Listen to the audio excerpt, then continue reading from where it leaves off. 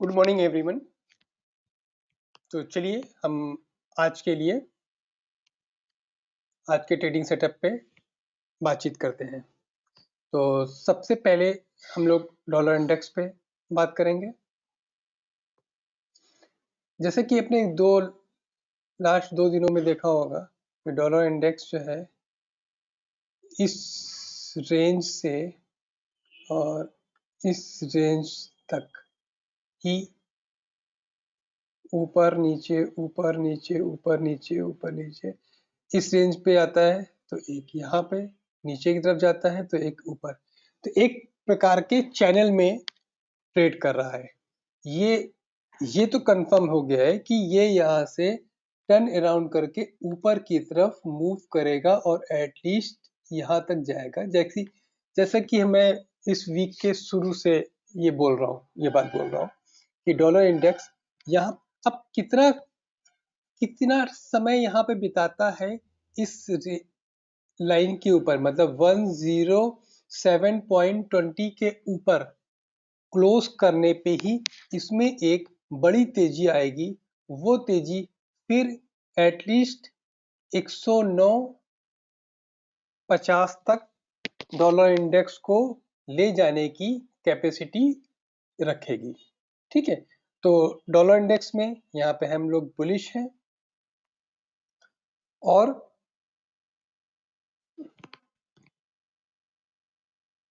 Bullish के साथ साथ हम इस बात का भी वेट करेंगे कि क्या डॉलर इंडेक्स 107.20 के ऊपर क्लोज देता है या अभी थोड़ा समय और यहाँ पे बिताता है।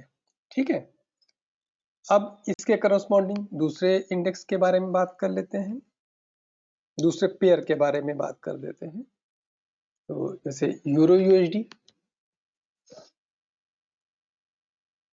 तो जैसा कि चार्ट में दिख रहा है कि यूरो यूएसडी भी सेम जैसे वो चैनल में था वैसे यूरो यूएसडी भी यहाँ पे, लेकिन यूरो यूएसडी जो है नीचे की तरफ टर्न अराउंड कर गया है और ऊपर काफी स्ट्रॉन्ग रेजिस्टेंस फेस कर रहा है। अब ये नीचे की तरफ आएगा, लेकिन नीचे में इस ब्राउन लाइन का जो हम लोगों ने टारगेट डिसाइड किया था, यहाँ पे आने के लिए एटलीस्ट इसको 1.0280 के नीचे क्लोजिंग देनी पड़ेगी। अदरवाइज जब तक इसके नीचे नहीं आता है तो हम ये कह सकते हैं कि ये ग्रीन लाइन से रेड लाइन के बीच में ही झूला झूलता रहेगा।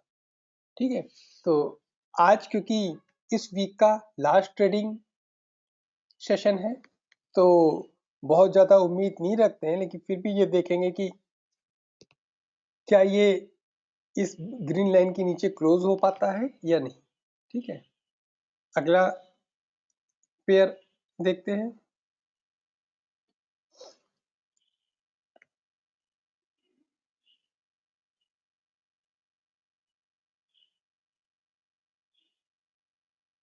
ये अगला पेयर है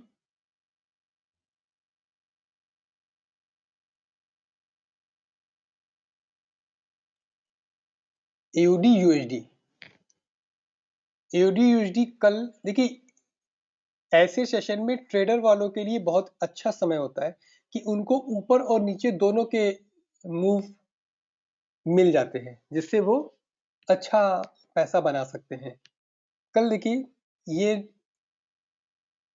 6630 तक आया और अभी चल रहा है 67, मतलब नीचे का टारगेट भी इसने पूरा किया। अगर यहाँ पे किसी ने बाय किया होगा तो वो ऊपर चला गया, या नुकसान उनका जरूर हुआ होगा कि जिनके टारगेट मीट आउट होने पे भी वो ग्रीडी वश और पैसा बनाने की इंतजार में रहते हैं और वो फिर टारगेट होने के बाद वो वहां से रिवर्स कर जाता है। क्योंकि कल मार्केट में भी कल रात में नैस्डैक में काफी कुछ न्यूज वगैरह जनरेट हुई, उसकी वजह से काफी वॉलीटिलिटी मार्केट में रही, जिसका इफेक्ट इस करेंसी मार्केट में भी देखने को मिला। ठीक है, तो यहाँ पे भी मैं ये मानेंगे इसको थोड़ा सा नीचे कर देते हैं, क्योंकि ये कल के लो को अगर ब्रेक करके क्लोजिंग देता है तो ये डेफिनेटली है इसको ब्राउन लाइन कर देते हैं AUD USD में, तो वो फिर आगे की तरफ इसका है 0.6500 की तरफ मूव करेगा। अभी 67 चल रहा है, तो एटलीस्ट यहाँ से 2-2.5% का मूवमेंट आगे मिल सकता है। तो AUD USD में भी हम लोग सेल करके ही चलेंगे।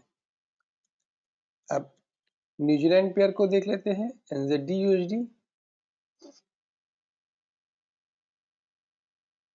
ये देखिए NZD USD में भी नीचे का भी टारगेट पूरा हुआ। अगर जिसने यहाँ पे प्रॉफिट नहीं बुक किया था 6060 पे, वो फिर उसने जो आया हुआ पैसा भी वापस रिवर्स कर गया और अभी ये 66, 61, 60 पे चल रहा है। ये नीचे की तरफ जाएगा। इसमें हम लोग आज भी NZD USD में भी सेल ऑन राइज की प्रक्रिया को फॉलो करते हुए वर्कआउट करेंगे। गोल्ड की बात कर लेते हैं।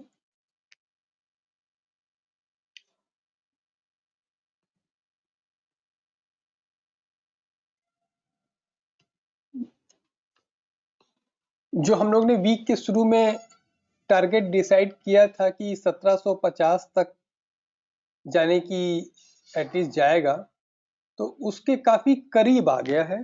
हाँ, कल इसने जो लो लगाया है वो 1756-57 का लगाया है। हाँ, और इसकी काफी उम्मीद है, मतलब कि ये 1720 से 1735 के बीच में ही कहीं ना कहीं सेटल हो। मतलब ये जो ब्राउन लाइन का टारगेट में मेंशन कर रहे हैं, इसी के बीच में ही कहीं पे 1720 से 1737 के बीच में ही ये कहीं ना कहीं सेटल हो सकता है। चार्ट को देख के तो ये लग ही रहा है कि ये टर्न कर चुका है, लेकिन ये काफी 1750 जो है वो काफी स्ट्रॉन्ग सपोर्ट का काम करेगा। ठीक है, नैस्डैक के बारे में भी बात कर लेते हैं। थोड़ा बहुत कर ही रहे हैं सभी के बारे में, तो कुछ लोगों की रिक्वेस्ट आई थी कि इस नैस्डैक के बारे में भी ओवरव्यू दे दिया करिए। तो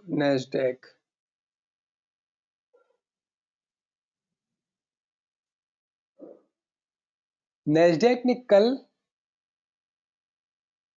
यहां तक, इसको थोड़ा सा नीचे कर देते हैं, 11,520 का लो लगाने के बाद वो एक तेजी से ऊपर की तरफ मूव किया और एकदम से तेजी आई। और क्योंकि यहाँ पे एक स्ट्रॉन्ग सपोर्ट भी था, आप देखेंगे कि ये 4 आवर के चार्ट पे ये 50 मूविंग एवरेज भी यहाँ पे है, तो ये काफी स्ट्रॉन्ग रेजिस्टेंस है, सॉरी स्ट्रॉन्ग सपोर्ट था जिसकी। और अगर हम इस पैटर्न पे भी जाएंगे तो यहाँ पे ये पॉइंट, जो ये ये पॉइंट है, ये सब इसके सपोर्ट जोन है। लेकिन मेरा मानना है कि इस पॉइंट तक नैस्डैक एटलीस्ट आएगा। तो यहाँ से इस पॉइंट तक की आने वाले वीक में हम 11,000 या 10,850 से 11,000 के बीच में नैस्डैक को इसमें देखते हैं।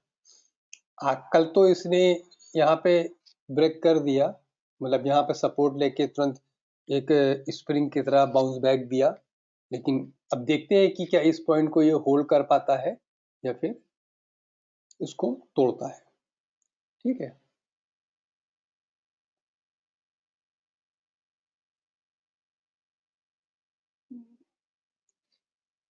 BTC पे भी चलिए डिस्कस कर लेते हैं, क्योंकि BTC काफी हॉट करेंसी के रूप में आजकल ट्रेड कर रहा है। तो पीटीसी में मैंने शायद इस वीक में एक बार डिस्कस किया था, क्योंकि ये अपने रेंज में है, और मैंने कहा था कि ये 17,250 के ऊपर जब क्लोजिंग देगा, क्योंकि अभी तक ये देखिए इस रेंज में ही ये यहाँ पे इनफैक्ट कर रहा है, ट्रेड कर रहा है।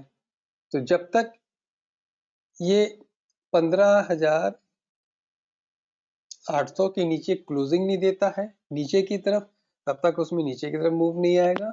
और 17,250 के ऊपर अगर क्लोजिंग देगा तो ही इसमें एक बड़ी तेजी की संभावना है। अदरवाइज ये यहाँ पे इसके इन दोनों के बीच में कितना समय बिताता है, ये भविष्य की ही गर्त में है भी। लेकिन ओवरव्यू देखते हुए ये लगता है कि कहीं ना कहीं बीटीसी यूएसडी का एक बॉटम आउट हो चुका है, क्योंकि डॉलर इंडेक्स का टॉप हो चुका है, मतलब ये मान सकते हैं, क्योंकि इस बार फेड की पॉलिसी में भी डॉलर इंडेक्स अपने जो उसका हाई था 114 से 115 के बीच में जो उसका हाई था, उसको उसने क्लोज नहीं किया और नीचे की तरफ 105.20 तक इसने डिप लगाया। तो मतलब दो पॉलिसियों के बीच में फेड की दो पॉलिसी थी, उनके बीच में भी पॉलिसी ये डॉलर इंडेक्स ऊपर की तरफ मूव नहीं कर रहा है। इसका मतलब यह है कि कहीं ना कहीं अगर वो टॉप हो चुका है तो बाकी करेंसियों का ही बॉटम, मतलब इसमें बीटीसी में भी देखने से लग रहा है कि अब ये इसके नीचे जाने को तैयार नहीं है। तो लेकिन हम लोग बाई की पोजीशन तभी बनाएंगे जब 17,200 के ऊपर क्लोजिंग दे। अगर ये क्लोजिंग वीकली बेसिस पे हो तो और भी स्ट्रॉन्ग व्यू बनेगा कि अब बीटीसी का यहाँ पे बॉटम हो चुका है। ठीक है, तो चलिए आज के लिए इतना ही रखते हैं, फिर कल परसों तो छुट्टी रहेगा, बीटीसी हालांकि चलता रहेगा। तो हम लोग वीकली चार्ट पे के ऊपर में, जिसमें हम लोग करेंसीज के ऊपर में, कमोडिटीज के ऊपर में, इंडेक्सेस के ऊपर में थोड़ा सा डिस्कस करते हुए कि वीक के चार्ट कैसे डेवलप हो रहे हैं, उनको हम लोग बना के फिर अपलोड करेंगे। तो आप लोगों से एक गुजारिश है कि ज़्यादा से ज़्यादा वीडियोस को शेयर कीजिए, लाइक कीजिए एंड कमेंट्स कीजिए। आपके कोई भी सजेशन हो तो उसको कमेंट्स में डाला कीजिए, जिससे उसमें सुधार किया जा सके। आपका बहुत बहुत धन्यवाद। Thank you.